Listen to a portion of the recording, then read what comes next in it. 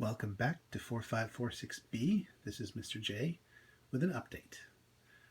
I have demolished Clover Base, and now my current base is simply home. As you can see, it's only 4-tier because I decided to go with something a little more modular. 2 platforms, one for miscellaneous stuff, and one to support the tower, which isn't much of a tower, it's more like a short stack. As you can see, it follows certain other bases I've built with a partially open grow area for food and liquids. I decided against being a carnivore this time. I decided to go vegetarian. And as you can see, there's no moon pool. This is a work in progress. I've only got 3 reinforced walls, and I just completed the scanner room, complete with a HUD upgrade, so there's that. And as you can see, I managed to get a sea moth, and not only do I have solar power and a small garden which will grow soon, but I also have a bioreactor, which is currently being fed by a boatload of lantern fruit. Level 1 is reinforcement and power generation, primarily. The next tier, as you've seen, is the indoor garden. I've got potatoes and more lantern fruit for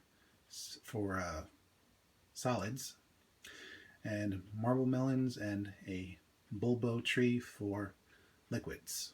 So I'm set as long as I don't have to go anywhere, but I do have a few bits of food and water just in case. And of course, med packs. I can always go back to the pod for more. I can craft things. I have several lockers for various items, gear I pick up. This one is unassigned. That'll happen later. Coral, gems, metal. Basically, I'm set. Also, I've got a spot for both battery and, when I get it, power cell charging, because right now I have to sparingly use the CMOS. And of course we have the scanner room, which is useless without the HUD upgrade, which I got right away.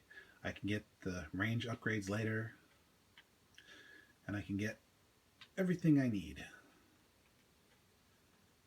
I can even find stalker teeth, which are going to be very necessary later. But for now, this is just a place where I can hang my hat. And over here is most likely where I'm going to put the trash can once I get a hold of it, and the mod station, because you definitely need a mod station. And finally, we come to the main area, my room, which currently is somewhat sparse. I decided against putting anything in here yet, but hopefully we'll add a desk, chair, maybe a, what do you call, aquarium or 2.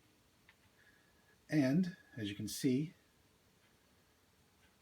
I can spot LifePod 12's location, my Seamoth, and hey, refuse, as Jacksepticeye once said.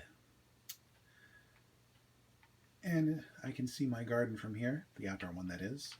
Not to mention the proposed Degassi location, 500 feet down, or meters down. And, there's a small wreck on the northern border of the largest grassy plateau. That's where I am. And I think if we scout around,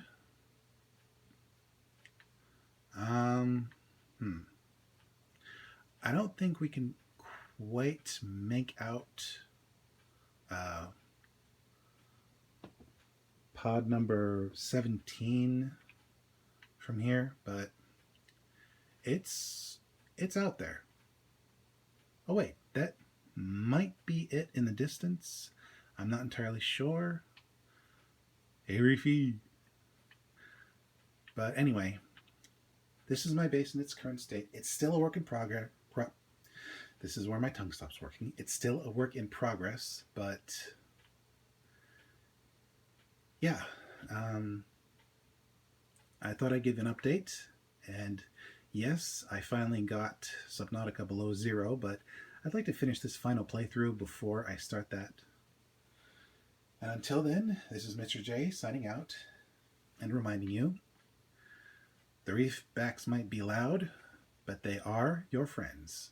You hear them, and you're in relative safety. Also, I heard the Reaper for the first time, and sort of feared it, sort of not feared it. I'm up in the air right now. Or should I say underwater?